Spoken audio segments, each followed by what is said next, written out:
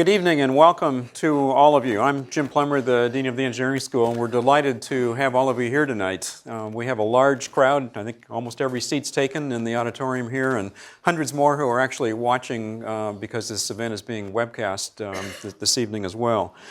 So as you all know, we're here tonight to celebrate and to honor Professor Emeritus Marty Hellman for his induction as a Stanford engineering hero. We're also delighted to have Marty's wife, Dorothy, with us tonight, and his daughter and granddaughter as well. So welcome to all of you. The Stanford Engineering Heroes Program was started about 3 years ago, and it recognizes the achievements of Stanford engineers who have profoundly changed or advanced the course of human, social, and economic progress through engineering. So far, there are 23 heroes that we've named to this point, and typically each year there are half a dozen or so that we name newly each year. And they're named because of their contributions to innovation, to entrepreneurship, to leadership, and to world-class teaching and research.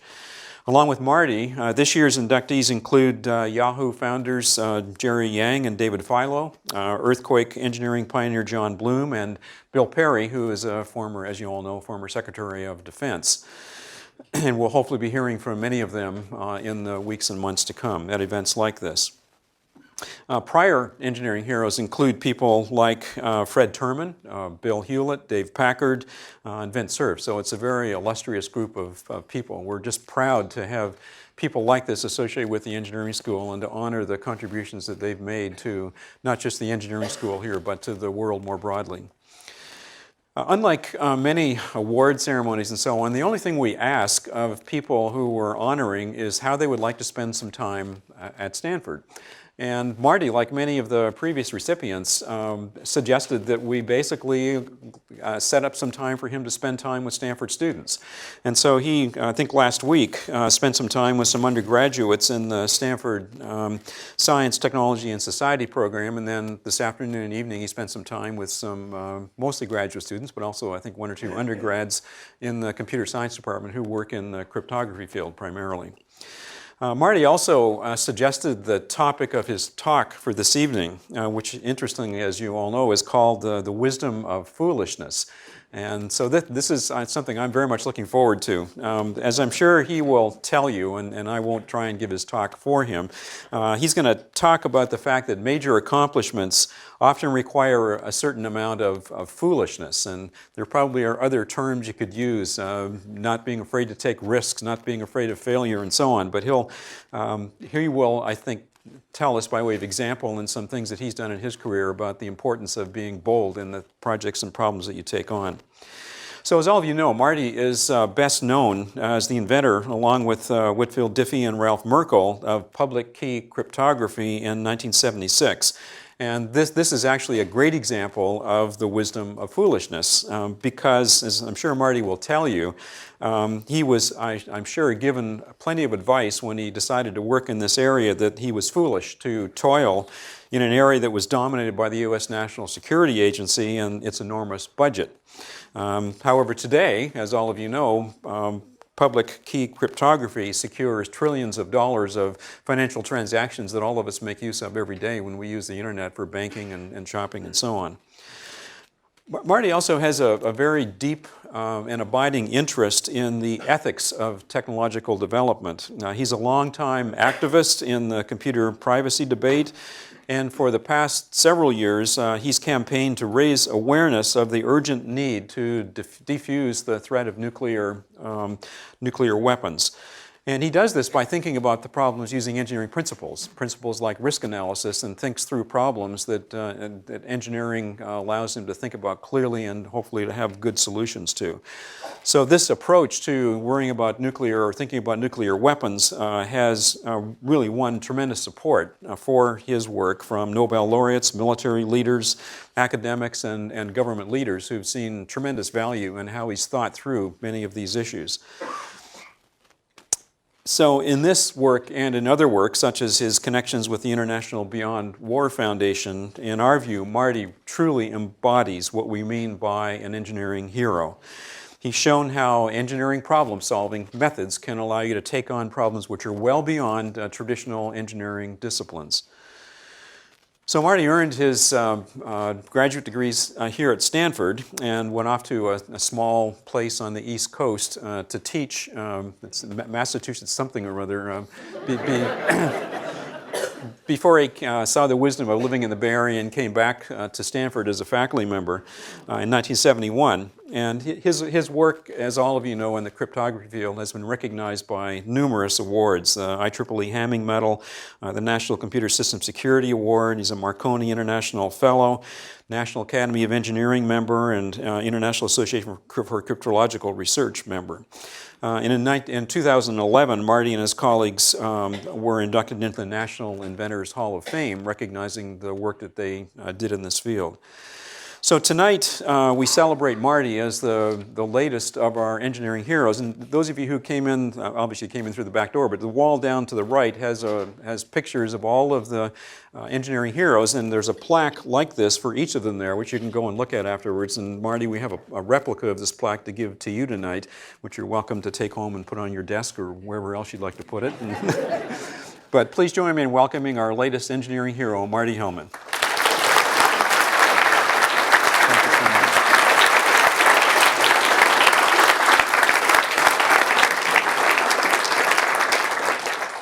Well, thank you, Jim. I couldn't have done what I've done in this career without Stanford University and School of Engineering. As we discussed over dinner, it's provided the environment that made this possible. I also want to thank the school for this award. It means a lot to me, both because it's coming from my colleagues and because of a conversation you and I had a few months ago when you told me that I'd been selected for this august group, and why me was my reaction, but I'm really glad. And I assumed that it was for my work in cryptography, as most of my awards are. And Jim said, no, this is for your body of work, including my work with minority students in the 80s and 90s, including my work on reducing the threat posed by nuclear weapons, and that makes it doubly meaningful to me, so thank you. I'd like to thank you all for coming out tonight, and I need to thank my partners in foolishness, and I use that in the best sense of the word. In cryptography, of course, Whit Diffie and Ralph Merkle, the co-inventors of public key cryptography. And when I worked on diffusing ethnic tension on campus, I need to really thank the students, in particular the minority students, who shared with me at a very deep level, crossing over boundaries that normally were not crossed over, so I could really understand what was going on. And in terms of reducing the threat posed by nuclear weapons, the first person I've got to thank is my wife. Because when people ask me how I moved from cryptography to this issue, the short answer is Dorothy. She got me interested, and also I've learned so much from her about how interpersonal relations are seemingly insoluble problems can be solved, that it's given me the optimism needed to think that the same could happen at the international level. And it's very much the same kind of problem as I see it. I also want to thank the thousands of people who have taken that issue to heart, and especially those, my colleagues from Beyond War in the 80s, some of whom are here tonight. The goal of the talk is to look at the wisdom of foolishness and really to encourage more people to take on what might seem like a fool's errand. And to see how doing that can sometimes be very wise and can even make major advances in society. And so it's kind of ironic that the last thing most people want to appear, especially at a place like Stanford, and especially in engineering, is foolish. Because the reason I'm here tonight giving this talk is because I did a lot of foolish things, and I'll go through some of them tonight. When I first, using cryptography as an example, when I first started working it in the late 60s and early 70s, I was told by almost all, maybe even all my colleagues, that I was crazy to do this because NSA, they had two typical reasons. NSA had this humongous budget. We didn't know how big, but it may well be bigger than the CIA's budget. NSA stands for Never Say Anything. Or no such agency. And also, they had decades head start. How could I hope to discover something they didn't already know? Now, both those arguments were very valid. Both those arguments came to haunt me. But in hindsight, it was very wise to do something so foolish. And let me just treat the second argument. If you do something good, they'll classify it. July 1977. So the key result was actually in the spring of 76, working in my study. We were discussing this about 1 in the morning. I put some things together and it came out. But so we published that paper already.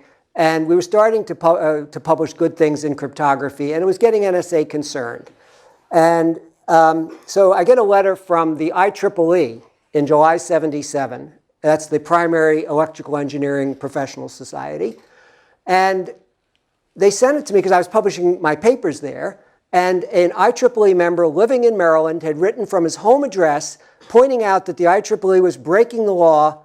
And he'd never said exactly by publishing my papers. He said publishing papers in cryptography. And he cited several journal issues where I had papers. And so the IEEE wrote back to him and they sent a copy to me saying, yeah, we're well aware of that law. But it's always been our position at the IEEE that we can't decide whether papers break it or not. It's up to the authors and their institutions. It's their responsibility. And so I took this letter to Stanford's general counsel, who at the time was John Schwartz, for 2 reasons. One, the university was potentially liable. And secondly, if I was prosecuted, I wanted to make sure I had the university's financial backing behind me. Because you bankrupt yourself. You can't mount a good defense. And so I'll never forget the second meeting I had with John, because the first one I present the material to him, he goes and studies it, and I come back, and he says, okay, I've studied it. It's my legal opinion that if this law is construed broadly enough to cover your work, then it's unconstitutional. Freedom of speech, freedom of press. But then, and this is the key part, he warns me, he says, but I got to warn you. If you're prosecuted, we will defend you. If you're convicted, we'll appeal. But if all appeals are exhausted, we can't go to jail for you. Oh, and the guy who wrote from his home address in Maryland worked for NSA. We found out later. He never told us that, but we were able to determine that.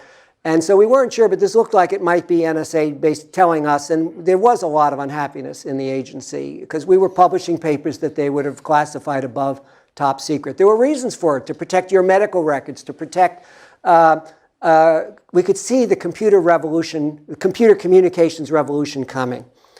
And so John said one other thing. So I felt comfortable because this was post-Watergate, and so we can't tell you why, but for reasons of national security, please be quiet, didn't hold much water in 1977. But John said one other thing. I had 2 papers with students, one with Ralph Merkel and the other was with Steve Polig, at a conference coming up in October 77, 3 months later at Cornell University. And normally I would have the students give the papers. They give them the spotlight. And John said, I strongly recommend that you give the papers rather than the students. Because there was a question as to whether the university could expend funds defending a student versus an agent of the university who was bringing contract funds in, me. But he said, even more importantly, from a practical point of view, you have tenure. Your career can withstand a multi-year court case, which this was likely to be if it went to court. A newly minted PhD, not so good. So I went to Ralph and I went to Steve and explained what John had told me. And I said, with the university's financial backing, I'm not afraid to go forward with this. I'm confident we will prevail. And I said, whatever you want to do is fine with me. And they both initially said, no, we'll give the papers. About a week later, they come back to me. Their parents have been beating on them.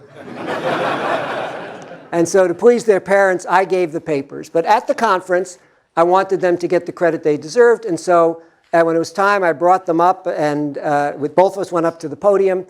And I said, normally, Steve or Ralph would be giving the paper, but on advice of Stanford's general counsel, and everyone knew what that meant, I'll be giving the paper, but I want him to get the credit he deserves. So even though he's standing mute beside me, please consider the words coming from my mouth as if they're coming from him. And they got more attention that way than they ever would have by giving the papers. Now, for several years, we were not arrested at the conference. There was some concern we might be. And for several years later, after that, there was concern that, and there were repeated attempts by the government to pass legislation that made it crystal clear that publishing papers in cryptography and some other areas that they added on were born classified. That is, even though we'd never had any access to classified information in the area, it would be against the law to publish these papers. But fortunately, they moved to a voluntary system, and I have to credit Admiral Bobby Inman, who was director of NSA at the time, for this. He thought outside the box, and he still does. He's an amazing man. And while initially I kind of saw him as Darth Vader because it felt to me, and maybe even he was trying to throw me in jail, against the advice, he told me later, of all the senior people at NSA, because the directorship is a rotating position. You come in for a few years and you leave. He had a call placed to me and had a meeting set up with me when he was out in California. We met in my office in Duran 135, where it was in those days. And his first words were, "It's nice to see you don't have horns," which is what he was hearing at NSA. And I looked at him and I said, "Yeah, it is nice." And while initially it was cautious, we eventually started working together, and today we regard each other as friends. He's one of the signers of my statement saying that we should apply quantitative risk analysis. And today, public key cryptography protects literally trillions of dollars every day in transactions. By the way, I only found that out this summer. Someone used that number and I said, "Come on, you mean trillions of dollars a year?" But it turns out it's trillions of dollars a day in financial transactions. Foreign exchange transactions alone constitute $4 trillion a day. And almost all of those, if not all of them, are protected using public key cryptography. At a more personal level, when you buy something on the internet, we all know the internet is insecure. It was designed that way. So how does your credit card number flowing over the internet, how is it protected? Well, with public key cryptography. Now, so it was very wise, even though the naysayers were right that it was foolish to do this thing, it turned out to be very wise. What is public key cryptography and how does it work? I'll just give a kind of a surface level explanation. A full mathematical explanation would take a couple of hours and is beyond the mathematical level of this talk. Imagine I have a note I write out here and I want to pass it John over there, my friend in the middle of the room. I want to pass it to him, and I don't want any of you to know what it's saying. And we've made no prearrangement, have we, John? Okay, not at all. So I write it out, and I put it in a strong box. And I lock it with a combination lock. Now, he doesn't know the combination to it because there's no prearrangement. He can't open it. But neither can Farouk, neither can you or you or you. And it gets to John. He can't open it either. But it's been secure getting to him. Now, this box has been designed in a special way. 2 locks can fit on it. He puts his lock on it. Everybody's got a lock, and everybody knows the combination to his or her own lock. It now has it's doubly locked. He passes it forward again. Farouk, can you open it? Because it has 2 locks that you don't know how to open. I can take off my lock, but I can't take off his. But now I pass the box back. You can't open it because it's got John's lock on it. When John gets it, he can open it because it has his lock. And if you can mathematize it, that's roughly what public key cryptography does. I'd like to give you some examples of, but this isn't unique to me. Over dinner we were talking, and Jim agreed, and Dan Bona agreed, professor in computer science, that some of the best work they do appeared foolish a priori, before they had the good result. And in preparation for this talk, I contacted 4 friends and colleagues who I knew had had a similar experience. And I'm sure there are many, and actually I know many more, but I'm sure there are more I don't know about. Vince Cerf, School of Engineering hero, former professor of computer science, internet pioneer, one of the true fathers of the internet. He wrote to me, "Packet switching was regarded as crazy even after the great example of the ARPANET. Most conventional communications engineers thought it would not handle speech let alone video. How many of you watch Netflix or Amazon streaming? Video. Of course, he then writes, it got better and better over time. The naysayers believed that store and forward would have too high a latency to be useful. They were wrong. John Chaffee, my colleague in electrical engineering, father of DSL, the technology that brings broadband communications to 70% of the world. He wrote back, in 1979, as a young kid fresh out of Stanford with his PhD, I got laughed out of the room in my first DSL meeting at Bell Labs when I pushed for more speed than the 160 kilobits per second then coming into discussion. I said 1.5 megabits per second should be possible on the existing twisted pairs, end quote. Today, DSL speeds are more than 100 times greater than John's prediction, and it provides 70% of the worldwide broadband connection. We have cable option very often in this country, and on campus I have Google Fiber now. But most people, cable TV is not present in most parts of the world, so it's the phone company in DSL that provides most people's high-speed connection. Federico Fagin, the designer of the first microprocessor, and Ted Hoff, its architect, had the same thing happen to them. And I wrote to Federico, and here's what he wrote back. In 1970, when I was designing the world's first microprocessor, the CEO of American Microsystems, then the largest producer of random logic custom integrated circuits.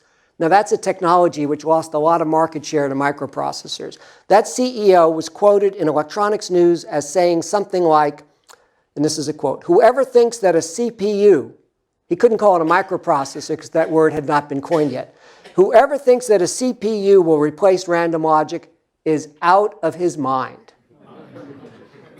Coming back to Federico now, talking again in his email to me, I remember cutting out that article and posting it in my office as an added incentive to prove such myopic observation wrong.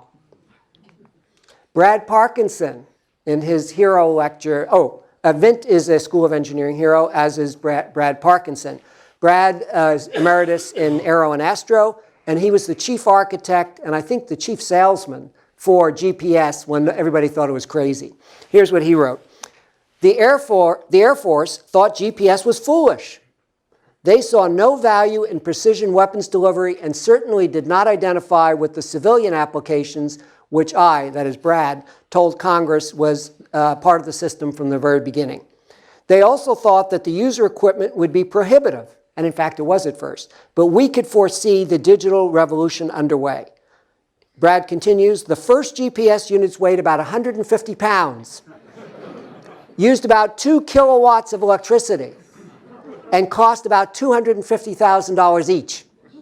Today, a GPS receiver fits on a chip, weighing a fraction of an ounce, uses milliwatts of power, and costs about $2. Now, you pay a lot more than that for a GPS device because there's more than a GPS receiver in it, plus profit margins. Brad goes on to write, none are so blind as they who refuse to see. The Air Force generally persisted in their view until the first Gulf War showed what the system could do. Okay, there are many more examples, but with those four, I hope you see that many, maybe even most great advances appear foolish when they're first being worked on before they've paid off. So don't be afraid to do that. When the first time I gave a talk like this, students came up to me afterward and said, I'm going to go back and look at some research problems that I've put aside. I was telling Jim I wish I'd gotten their email addresses and could find out how many paid off. Now, returning to my own personal experiences with the Wisdom of Foolishness, I have another example which I really like because it didn't take any advanced degrees. It didn't take advanced mathematics. All it took was curiosity, a power meter, which costs about $30, so anybody can buy one of those, and critical, being foolish enough to think the government might actually be interested in improving its regulations. So here's what happened. I bought a new TV late in 2008, major premium brand of TV, so not bottom of the line. And it was going in a place where we rarely watched it. It was just occasional use. And so I wanted to make sure that its power consumption when it was off was really low, because most electronics devices today only go into standby mode. They still draw power. This one was advertised as drawing less than 1/10 of a watt, really small. But I did what I do with all new appliances when I got it. I plugged it into my power meter, let it sit for a few days in what should be standby mode, and found the damn thing was drawing 15 watts average. Wow. 150 times the specification. The manufacturer was of almost no use in helping me figure it out, but some detective work, I figured out what was going on. I thought that the TV was either on or in standby mode when it was plugged in. But there's a third mode that had just come into use called download acquisition mode. That's the free electronic program guide that you can get. It's like a TV guide, and it's downloaded over when your set's off. It's being, or in download acquisition mode, it's being downloaded. It was drawing 20 watts in download acquisition mode 75% of the time, which averages out to 15 watts. The rest of the time, it was drawing almost nothing. So I called the EPA, and I was really fortunate. Catherine Kaplan was in charge of writing the EPA TV Energy Star guidelines. And when I told her what I'd found, she was livid. She said, download acquisition mode was a new thing when we wrote the current version that your TV was manufactured under, but we never expected it would draw that kind of power. And so she agreed that they would write some limits on download acquisition mode into the standard she was just working on at that time, which is fortunate because this only happens about every 2 years. And so I got in at just the right time. I participated in a couple of teleconference calls with the manufacturers, and they were all saying they can't do it. They were really happy they'd gotten it down to 20 watts. It had been 80 watts before. Now, I'm not a hardware type, but I was a ham radio operator. I knew something about TVs and receivers. And I said, it seems to me like they should be able to do it with it. 5 watts should be generous, and even 1 watt looked possible. I later found out from the chief scientist at Atheros, who did know this stuff, that 5 watts was very possible. 1 watt was not at the current point in time in 2008, 2009, but it would be probably in a few years. And so over the objections of the industry, the standard that's been in place for several years now limits download acquisition mode. And so what's been saved? I estimate at least 10 billion kilowatt hours of electricity were saved by this change, and possibly 100 billion kilowatt hours or more. Okay, what's that in dollars and cents? That's at least $1 billion of electricity that consumers have saved, and possibly 10 billion, probably several billion and maybe 10 billion.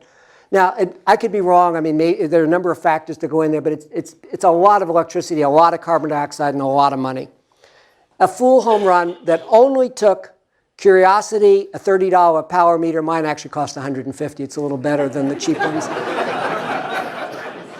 And the foolishness to actually call the EPA, because 99% of the time when I do things like that, it does not pay off.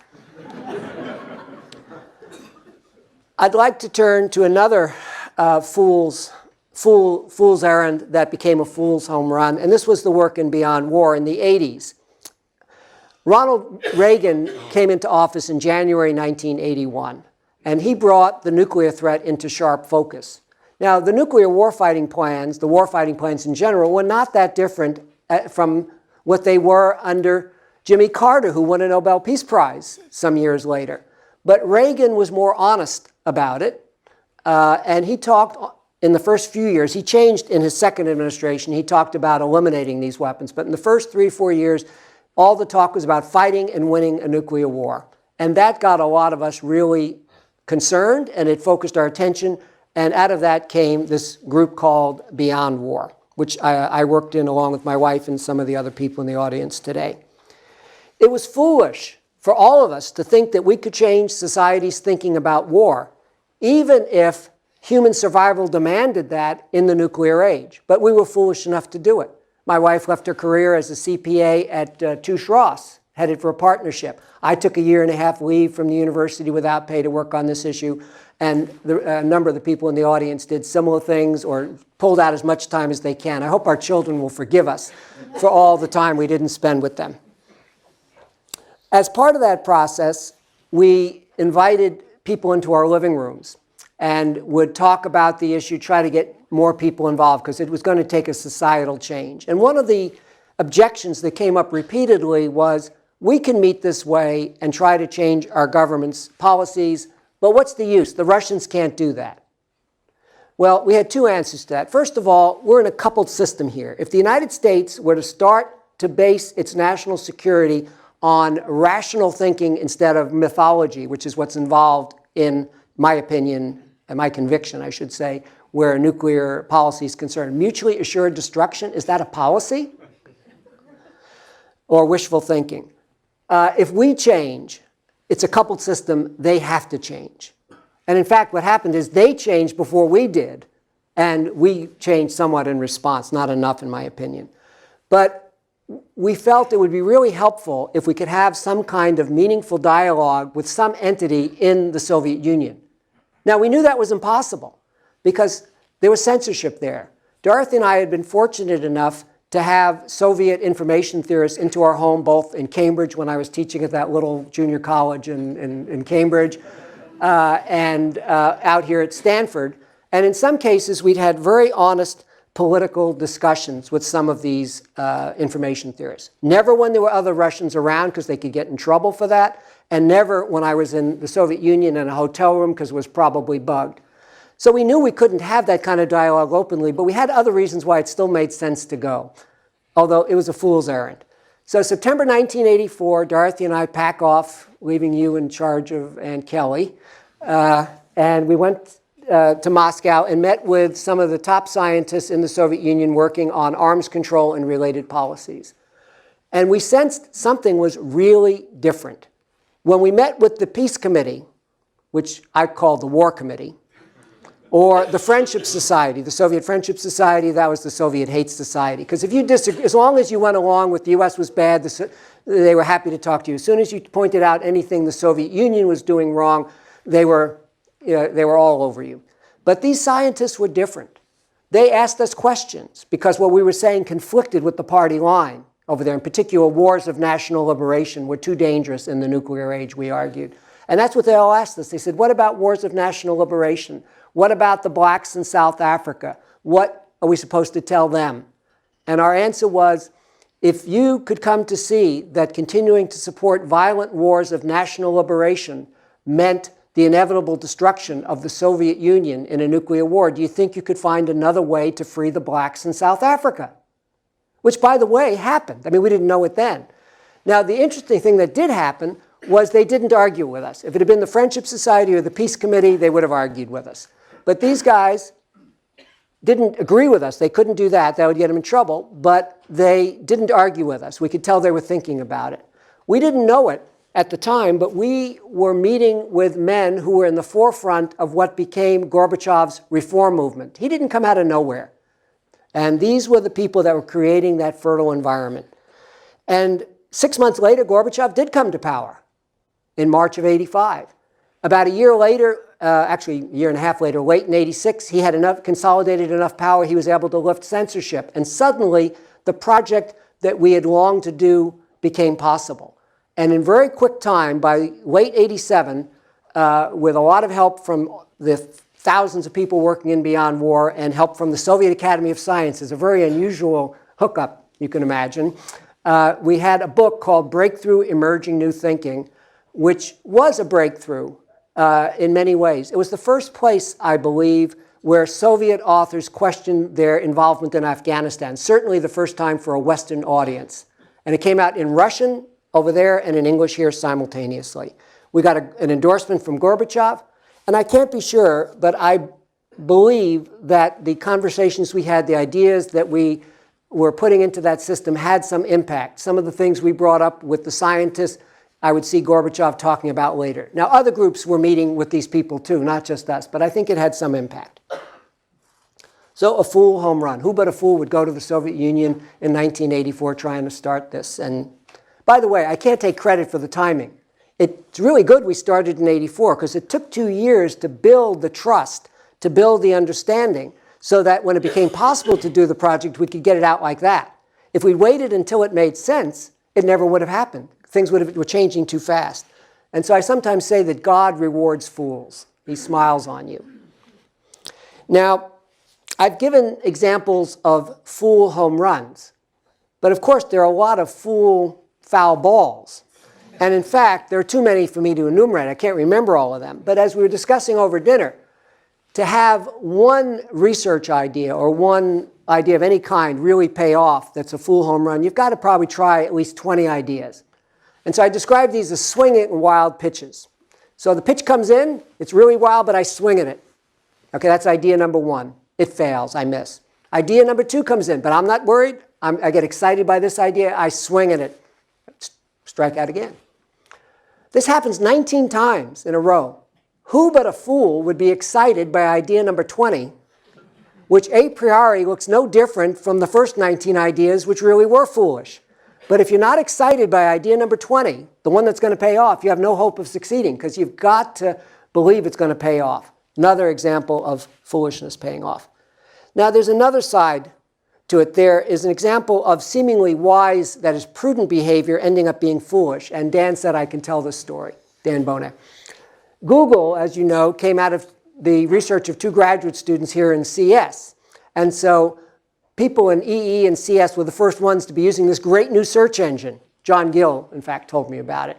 And so Dan and I are talking one day, and we're saying, it's a great search engine, but how are they going to make money out of this? How can you make money from free search? Well, a very seemingly prudent, feet-on-the-ground approach, and we lost out on making millions of dollars.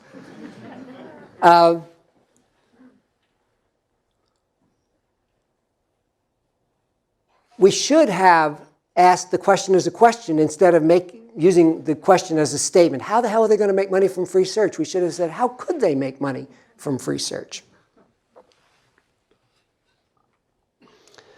I'd like to turn in the last part of the talk to my current fool's errand, which is a continuation of the work from Beyond War and Breakthrough, which is reducing the risk posed by nuclear weapons.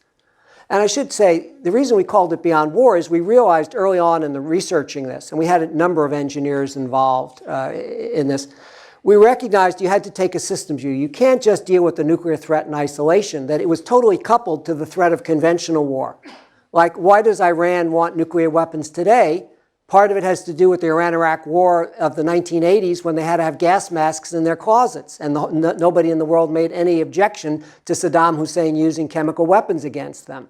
No UN resolutions against the aggressor, Saddam Hussein. Instead, we kept selling him components. And so Beyond War recognized that we had to take a systems view of the problem and really solve the problem in total instead of trying to just tweak this little part over here. Oh, I should point out that I found it very impressive that 2 out of the 7 School of Engineering heroes inducted this year have made reducing the threat posed by nuclear weapons to be their life's work from now on, myself and Bill Perry. Oh, and I do have at the end of the talk some DVDs that Bill, along with George Shultz, Ronald Reagan, Secretary of State, Henry Kissinger, you know who he is, and Sam Nunn, another person of the august statesman. They have a project called the Nuclear Security Project, and they have a video called The Nuclear Tipping Point. And I have about 100 of the DVDs here, which if we run out, you can get them online. Oh, and I forgot to mention, I've written up some notes for this talk. I mean, not the whole talk, but it's got some links to things, including where you can get that free DVD. And if you Google Martin Hellman, Stanford University, you'll get to my home page. Or if you go to the Hero page, they're going to put a link. But if you go to my Stanford homepage, I've put a link at the bottom, and it's the one, almost the last one. It's Stanford, because they're alphabetical, Stanford Engineering Hero Talk. And then that'll take you to a PDF with a number of links for downloading things. But I found it interesting that 2 of the 7 heroes have made this their issue. And by the way, Bill Perry's gotten grief for being a fool. John Deutsch, the former director of the CIA, and Harold Brown, a former Secretary of Defense, both in Democratic administrations, had an op-ed criticizing an earlier op-ed by Shultz, Perry, Kissinger, Nunn, and they calling for a return to the vision of Reykjavik, a return to the vision of a world free of nuclear weapons. And they don't know how we're going to get there. They don't even know if we can get there, but they think we need to have that vision. And Deutsch and Brown titled their op-ed, The Nuclear Disarmament Fantasy. That's not the same as saying the fool's errand, but it's basically the same.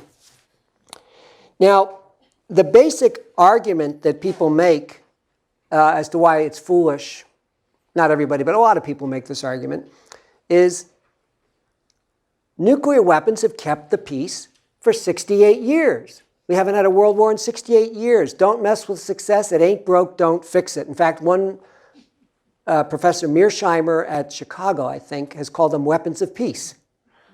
He was defending Waltz's paper in Foreign Affairs, the most prestigious foreign affairs journal, why Iran should get the bomb, arguing that it'll make the Middle East safer rather than more dangerous. He actually makes some good arguments. I don't agree with the conclusion, though, with that Iran should get the bomb. Now, when I was working with Beyond War in the 80s, one of the things I contributed was what I call the inevitability argument. Sure, it's been 68 years without a world war, but how long do we think we can go? And what I argued was, actually it helps to go back to the Cuban Missile Crisis first. In 1962, after the Cuban crisis was over, President Kennedy said that the odds of war, in his opinion, had been, and this is a quote, somewhere between 1 out of 3 and even. Now, if he was right, the Cuban Missile Crisis was like playing Russian roulette with a 2 or 3 chambered revolver, with the whole world pointed at the world's head. I call it nuclear roulette. Now, other wars, other crises have a smaller risk. For example, the Georgian War in 2008 might have had 100 chambers in the gun, maybe even 1,000. But it doesn't matter whether the gun has 2 chambers, 3 chambers, 6 chambers, 100 or 1,000. If you keep pulling the trigger in the inevitability argument, what's going to happen? You're going to kill yourself. It's not a question of if, it's a question of when. Now, over the last 10 years, I came back to that argument and I tried to shoot holes in it. A good way to come up with new results. The only argument I found that held water was that same inevitability argument could be applied to an extinction-level asteroid hitting the Earth. The dinosaurs were probably killed in such an event 65 million years ago, but there hasn't been one since. And we know there's a lot of data that indicates, and we can be quite confident, that these extinction-level asteroids hit the Earth. They don't kill everything, but they kill off the vast majority of species, potentially including human beings. They happen about every 100 million years, which says that over the next year, there's one chance in 100 million of it happening. Now, if the risk of nuclear deterrence failing and our destroying ourselves is 1 in 100 million per year, then the risk is probably acceptable. It's comparable to the asteroids. But if the risk is 1 in 100 per year, so we expect nuclear deterrence to work for 100 years, so the 68 years we've seen is only very minimal evidence. A child born today has an 80-year life expectancy. What would be the risk to that child if it's 1% a year? Worse than 50%. It's not quite 80%. It grows linearly at first and then tails off. But it's worse than 50% odds. That's not good. And so what I saw was we had to try to estimate quantitatively the risk of nuclear deterrence failing. And I had no idea how to do this. But I went around, and this is one of the great things about being at Stanford. We have Professor Anne Karamidjian in civil and environmental engineering. When I met with her, a lot of people gave me other advice that was nowhere near as helpful. Anne said, you need to look at quantitative risk analysis. The same thing happened when I talked with Professor Elizabeth Pate Cornell, who's kind of Ms. Risk Analysis. She's one of the world's leading experts in the area. And also, I need to acknowledge Dwayne Steffi, Dr. Dwayne Steffi at Exponent Incorporated, formerly Failure Analysis, who also put me on to this. It was all kind of happening about the same time. I'd never heard of quantitative risk analysis before, but I decided I need to learn what this was. Quantitative risk analysis allows you to assess the risk of catastrophic events that have not yet occurred. Not perfectly, but much more accurately, much more objectively, much less subjectively than just arguing it's too risky, no it isn't. And I realized that this was the fundamental question that had to be answered, because those people saying don't mess with success couldn't say that if the risk is 1% a year. They could say it if it's 1 in 100 million per year. And this seemed like the magic bullet. And this was reinforced by early success. I went to Don Kennedy, the former president of Stanford University, wrote a statement of support for applying this approach. He signed it within 24 hours. Bill Case, former dean of engineering, same thing. 2 Nobel laureates, Martin Pearl in physics, Ken Arrow in economics, signed on. Again, almost immediately hearing about it. And Admiral Inman, my former adversary turned friend at NSA, looked at it and he agreed that it made sense. He signed it. By the way, in addition to being former director of NSA and deputy director of the CIA, Admiral Inman was nominated to be Secretary of Defense in the 90s by President Clinton, but withdrew his name for various reasons. So this is a man who really understands national security. Dick Garwin, whose name probably doesn't mean as much to you, but this man, he's Enrico Fermi was his advisor. He says, Dick Garwin's the one true genius I ever met.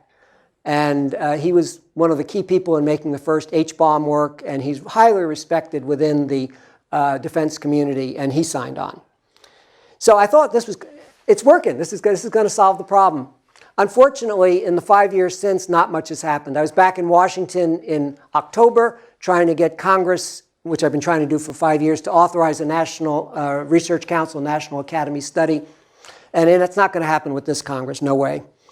But I'm still trying. I've swung at a lot of wild pitches on this one too, but I'm still, I think you can tell, I'm still excited and we're still going to find a way to make it work. If any of you have ideas, you got some connections, could be in other countries. We could get the National Academy of Sciences in some other country if it's up to it doing something like this. So how does quantitative risk analysis work? It breaks down a catastrophic failure. So here's normal behavior, here's catastrophe. It doesn't just look at the jump. It recognizes that there's a chain, an accident chain that takes you there. Good example is the Concorde, the supersonic transport. Fatal crash in 2000 after almost 25 years of crash-free experience. Prior to the fatal crash, it was the safest airliner to fly, at least based on the empirical statistics. No fatalities per billion passenger miles flown.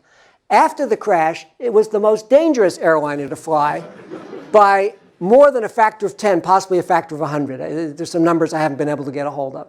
That's because there were so few Concordes. And the accident occurred because a piece of debris on the runway hit a tire, the tire blew out, the blowout hit a fuel tank, causing it to rupture, causing a fuel leak, leading to a fire, leading to the crash. Accident sequence. Now, we'd never seen a fatal crash of the Concorde, but we'd seen a lot of tire failures and a lot of fuel leaks. It was known prior to the crash that the Concorde had a problem with tire failures.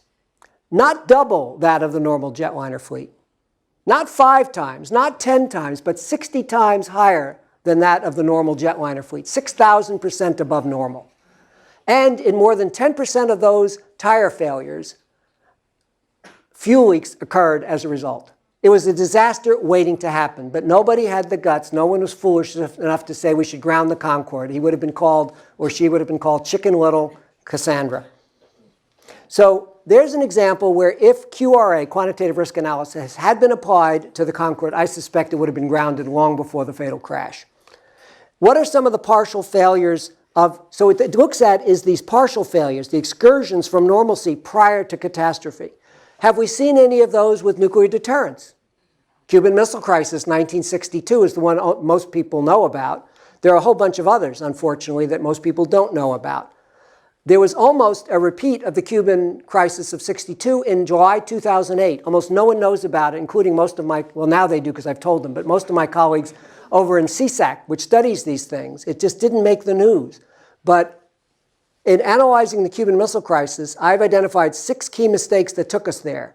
And in my opinion, 5.5 of those mistakes had been repeated in July 2008. And we were half a step short of being there. Because the last half step did not occur, almost no one knows about it.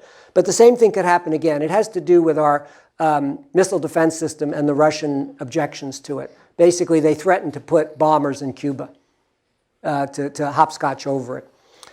The Georgian War of August 2008 was not as big an excursion, but still an excursion. And if the July 2008 Cuban bomber mini-crisis had been a month later during the August 2008 Georgian War, it would have made things much more dangerous. These overlaps are really something you have to watch out for. Mideast wars in 67 and 73 both produced nuclear near misses. Another Mideast war could have the same effect. India and Pakistan have nuclear weapons and have fought several wars, including one, admittedly smaller than the others, when they both were nuclear armed. And there are other examples involving terrorism that I'm going to skip over.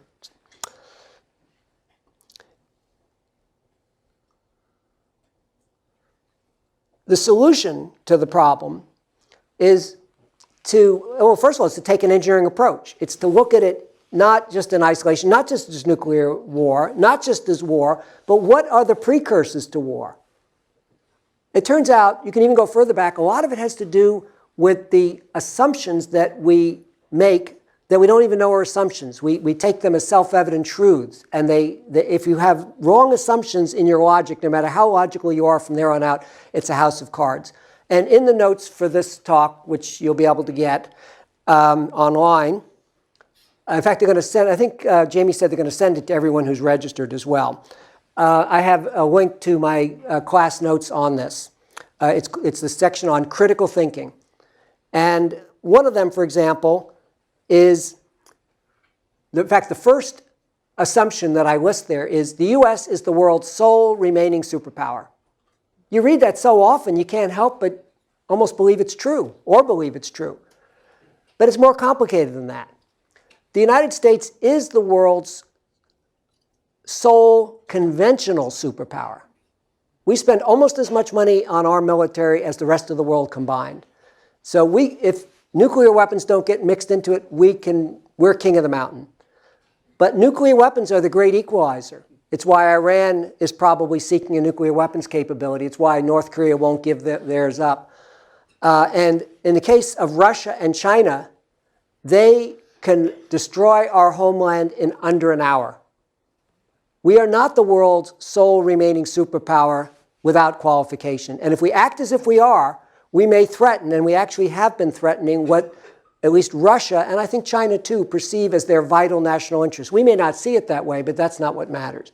So we need to really think things through more carefully. And the nice thing about critical thinking is, unlike nuclear disarmament, which I'm not proposing in this talk, people can say that's risky, and I would tend to agree. Instantaneous unilateral nuclear disarmament might be very risky. It might not too, we ought to examine that. But that's not what I'm proposing. What's the risk in re-examining the assumptions that underlie our worldview, like the US being the world's sole remaining superpower? And I've got 19 others in those notes. And you form your own opinion. What's the risk in re-examining them and rooting out those that are false? No risk. In fact, it has the opposite effect. It will increase our national security.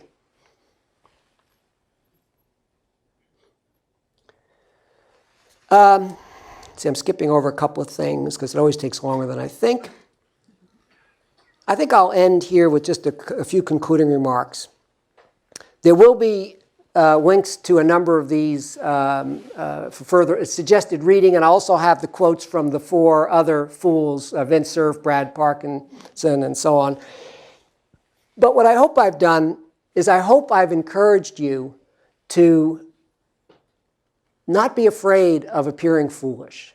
It sometimes is very, very wise. And I want to thank Stanford for giving me the freedom to do that here. Thank you.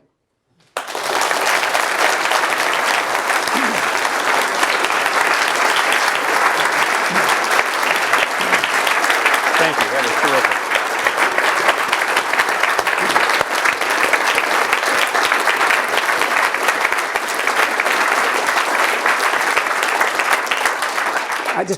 I have to thank my wife for not only giving me the freedom to do foolish things, but actually leading me through some of these. Questions? We have a few minutes for questions or comments. Yes. Can you talk about the sort of risk assessment of doing foolish things from a tenured professor's point of view versus from a PhD point of view? I'll repeat the question. How much of a difference is there in doing foolish things as a PhD student versus a tenured professor? I actually think you have more freedom as a PhD student. When you're a tenured professor, you have to keep your contracts flowing so that we can pay your research assistantships. And you're kind of caught in a groove or rut, which it's all a matter of perspective. When I was a graduate student, I looked at some really crazy things. I mean, you shouldn't spend too much of your time on them. I mean, you have to, but because you do want to get through at some point. But I think graduate students actually have more freedom than professors to look at these things. Has the work of Chauncey Starr figured in any of your risk analysis work? Let's see, has the work of Chauncey Starr figured in any of... Say a little more. Okay, remind me, the name's familiar, but it's not ringing a bell. Great paper, sociological value of risk, or so. Sociological value of risk. So not the value, but the sociological relationships with respect to risk. Yeah, there are. He was the head of the director of EPRI. Oh, right. No, I haven't looked at that, and I will need to do it. There are other people working on this. There's a group on catastrophic risk at, I think, Cambridge. And so there are some people looking at these things, but they, in my opinion, they don't give enough attention to the nuclear risk, which is the one that it could just happen like this and be all over. I pay attention to global warming, as you can see from my work with the EPA, but that's one that is more gradual, although there are some potential, and this is another example where engineering comes into it. You may get yourself into a situation where you don't see the immediate impact of it, but you've set things in motion that you can't stop. What are you proposing that Congress authorizes? What am I proposing that Congress authorize? It is to authorize and fund, because the National Academies does not have a big budget. It's not a lot of money by DoD standards. And I'd get none of it, by the way. It means more unpaid work for me. It would be taking a look at applying quantitative risk analysis to a potential failure of nuclear deterrence. They would not necessarily do the analysis themselves, because I think that's going to require full-time 20 or 30 people working for a long period of time. But this would really be, does QRA make sense here? Some people think it doesn't. But I think the risk framework just by itself helps you see a lot of things. Like as soon as I point out that even if nuclear deterrence would work for 100 years, that is 1% a year, a child born today has worse than even odds of surviving. The 68 years that we've survived with a number of near misses doesn't look so good. Let's see. Yeah, go ahead. Okay, Charlie? How do you quantify dangerous human behavior that's going to lead to a nuclear assault of some sort? How do you quantify dangerous human behavior that might lead to a nuclear catastrophe? That's part of what they'd have to look at. My current view is how it might happen is we look at these excursions. And so Cuban Missile Crisis we'd regard on a scale of 10, where 10 is nuclear war is highly probable, close to 50-50. It was a 10. Able Archer, which you probably haven't heard of, except you probably have because we talk, in November '83, I think was about an 8. But I've been talking to somebody who thinks it was a 10.5. He thinks it was worse than, and this is a former CIA analyst. He thinks there was another one, the 1995 Norwegian meteorological rocket false alarm. Basically, the Russian nuclear footballs opened in front of Yeltsin for the first time. And he was either drunk enough or sober enough to make the right decision. He didn't push the button. Most of us who look at it see it, at least most of the people here at Stanford I talk to, see it as an 8 or something like that on the scale. But some people see it as more dangerous than the Cuban Missile Crisis because they maintain if he pushed the button, it would have all been over. That is, it only occupied a short period of time, and it doesn't occupy a big mind share in our minds because we didn't live through it. We didn't even know it was happening at the time. So we'd look at how often these excursions occur and how far, and then we'd only have to estimate, the subjective estimates would be, what's the probability of an event of that magnitude leading to a first use of nuclear weapons? It's like in the case of the Cuban Missile Crisis, there were 2 things that nearly led to the use of nuclear weapons and would likely happen in a repeat of something like that. There was a lot of pressure on President Kennedy to invade Cuba. In fact, even before the missiles were discovered, Time magazine had an article in September 1962, which I have a copy of, in which they said, basically invade Cuba now. And what we didn't know is that the Soviets had placed battlefield nuclear weapons on Cuba to repel just such an invasion. And so if our troops had come ashore, they would have been vaporized. And several Soviet submarines were forced to surface near the quarantine line. We didn't know they had nuclear torpedoes on board. And according to the crew of one of them, B-59, the captain came close to using it. We don't know how true that is, but there are indications. So you'd look, just like with the Concorde, you'd look at how often tires are failing, you look at how often you get fuel leaks, and then you try to estimate from there. But there are other ways one might do it. Okay, Jim, go ahead. Yeah, please. I've read numerous articles that claims that the terrorists would have an easy job to get a hold of nuclear capability from stealing from Russia or from North Korea, especially that of a dirty bomb. Why do you think that's not happening? Do you think the authors are wrong? Question is, he's read that some people say that terrorists getting their hands on a nuclear weapon by stealing it, or at least a dirty bomb, is fairly simple. Why hasn't it happened? I don't think it's as simple as they make it out to be. That's not my expertise is broader than that. But we do have to watch it. The Air Force, the United States Air Force, lost 6 nuclear weapons for 36 hours in 2007. When you have 8,000 weapons, which is roughly what the United States has today, it's hard to keep track of all of them. And these were improperly guarded during the time that they were lost.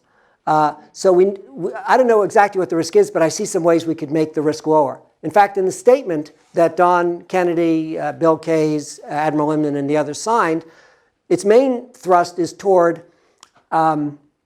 getting this study done of applying QRA to nuclear deterrence. But it has a statement toward the end that says something, it says almost exactly this. As an example of an early step that might be taken to reduce the risk, a few hundred nuclear weapons would deter any rational adversary, and no number would deter an irrational adversary, meaning a terrorist. Either side, either the United States or Russia, or China for that matter, could therefore make reductions in their arsenals with little to no loss in national security. And it then goes on to say it could even be argued that it would enhance national security by reducing the risk that terrorists get their hands on one. So we should be taking, and by the way, Shultz, Perry, Kissinger, Nunn are focused primarily on nuclear terrorism and trying to minimize that threat. Yeah, I just had a question. So one half of the problem is getting people to recognize the certainty of an issue, right? So let's say people buy off that you have nuclear weapons, there's a 100% chance of having them go off in the next 100 years. The second piece of the problem is getting behavior change and actually get people to do whatever that suggests. Have you worked on that piece of the problem and have any thoughts about that? How do you get people to do what's in their self-interest? Yeah. That's the question. It's very hard. The fundamental problem is not nuclear weapons. The fundamental problem is that technology, engineering, has given us godlike power, power that traditionally only God was supposed to have. The ability to create new life forms. Traditionally, only God was supposed to have that power. We can do it today with genetic engineering. Destroy civilization, nuclear weapons, we have that power through engineering. Create floods. And so we have this, our physical power is godlike. Is our maturity level as a species godlike? No. Where is it? I'd say at best it's irresponsible adolescent. There are some very responsible adolescents, but irresponsible 16-year-old. So as I look at it, there's an underlying problem to all of these problems, and that we don't have to work on them individually. We really have to work on growing up as a species. And I focus on nuclear weapons because it's the one where it's hardest for people to say, let's wait and see. I'm hoping, though, if we see the horrendous risk that we've taken here, the horrendous mess we've gotten ourselves into, and the tremendous luck or grace of God, or whatever you want to call it, why we've survived in spite of that, that we'll then wake up and apply it in other areas as well and solve these other problems instead of saying, let's wait and see. But it's a tricky one. I actually have talked with Carol Dweck in our psychology department. Her research is on why some people, when confronted by she works at the individual level, although I think she has a recent paper that's gone in this direction, and I don't know, maybe our conversation had something to do with it. Highly respected, bestseller books. Her research is why some people, when confronted by a task that's above their current ability level, a lot of people run away. But some people are actually attracted by it. They kind of go, oh, goody, here's a chance for me to learn something new. And what she found is people have one of two mindsets typically. One she calls the fixed mindset, where ability is fixed and immutable. You're born with a certain amount of it and you can't change it. So what do you think those people do when confronted by a task they don't know how to solve? They run away. They don't want to appear stupid, foolish. Other people have a mindset where ability is like a muscle. If you do exercise, you can enhance your ability. And those are the people who run toward the mindset, toward these problems. And she found that it was possible to pull people depending on how you phrase the problem. People with the fixed mindset could actually be pulled somewhat in the other direction if you first told them about people who would overcome adversity. For example, Einstein having learning disabilities as a child, having difficulty in school, and only later doing his great work. And in fact, Bill Spicer, our now deceased colleague, who was a great man in solid state theory, I had a wonderful conversation with him in which he said, yeah, when I was a kid, they diagnosed me as retarded. At the top of his field later, he was dyslexic, highly dyslexic. And so if you emphasize the ability of people to overcome and to learn from problems that are above them, then they tend to move toward it. In the same way, when I read about her work, I said, this is what I've been confronting at a societal level. I can't count the number of times people have told me, you can't change human nature, even if survival is at stake. And so when we worked in Beyond War, we kind of understood this at an intuitive level, because we always talked about the seemingly impossible changes, the fool's errands, like the suffragettes working on women voting. It was going to destroy the family. Women obviously couldn't vote for the right person. They're too emotional.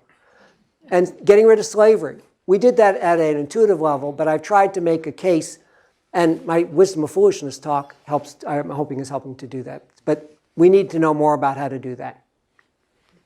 One or two more? Yes. I'm curious if you looked at the relationship between the Doomsday Clock and what you were proposing. Yeah, I actually recommend, the Doomsday Clock is the Bulletin of the Atomic Scientists have this Doomsday Clock. I think it's 5 minutes to midnight right now, and it was back in the 90s when times were better between the US and Russia, back at 17 minutes to midnight, if I remember. I've argued that the Doomsday Clock is not the right thing, that it really should be a risk per unit time. See, that's the fundamental mistake that people make. They say, what's the risk of a nuclear war? It's the wrong units. It's what's the risk per year. The risk over time is 100% if we don't drive it rapidly to zero. And so that's actually the solution. And so I argued that they should have a risk meter rather than a minutes to midnight meter, but they didn't go for it. And there's too much invested in that. Yes. If you did, like they said before, if you got everyone to agree that there is a certain amount of risk, what would you do as a next step to try to, because you said you didn't want to take away nuclear weapons completely, but what would be a next step to moving towards diminishing the risk? What would I do to diminish the risk? Well, first of all, even if I wanted to get rid of nuclear weapons immediately, it can't happen. It's going to take years to dismantle all of these. Bill Perry was talking about how long it's going to take to get rid of 20,000 nuclear weapons. What I'm arguing we need to do, and actually we know this from mathematics, we need to drive the risk to zero rapidly enough. We need to keep reducing the risk and not stop when we've reduced it by an order of magnitude. Okay, that's good, but we still have to reduce it further. We can't give up.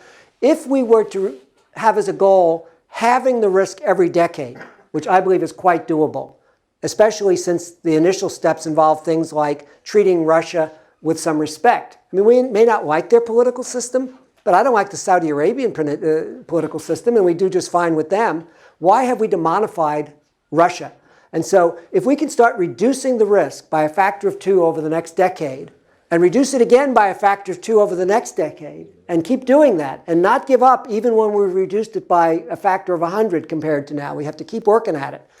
That child, if it's 1% a year right now, that child with an 80-year life expectancy would have roughly a 10% risk over the first decade of his or her life, 5% over the next decade, 2.5% over the next decade. It would add up to 20%, which is still horrible, assuming it's 1%, but is a lot better than the rough, I think, 60% risk that the child bears now. If we can reduce it by a factor of 2 every 5 years instead, we would roughly have it again, down to 10%. And maybe the annual risk right now is below 1%. Maybe it's more like a half of 1%. But that's what... Steps would you take to get it completely diminished?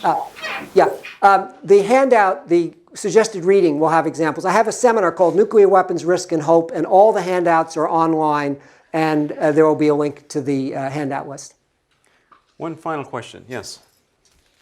Thank you. I was wondering if you could describe a little more of your interaction with the congressional folks. And is there still that pot of money that they authorized in the New START Treaty to modernize our weapons? I mean, was money one of their reasons, and how did that go? The question relates to the fact that for President Obama to get the New START Treaty ratified, which cut the number of deployed nuclear weapons that the U.S. and Russia have to 1,550 from a little over 2,000, he agreed to fund, I think, $85 billion additional over and above the weapons labs, national labs as they're now called, budgets over the next 10 years. And what's happened to that? I believe, from what I've been reading, because I haven't been following it totally closely, that agreement is now in question, both because there's the sequestration issue, and also John Kyle, who required that before he would consider voting for it, didn't vote for it, a lot of the people that required that. Other Republican senators, notably Johnny Isakson from Georgia and Corker from Tennessee, are getting upset with Obama that he's now questioning whether he'll fund that. So there is food and drink out in the lobby. We'd welcome you to stay around. I think Marty will be around. Will be able to stay for a little bit. And obviously there are lots more questions. Thank you. That was terrific.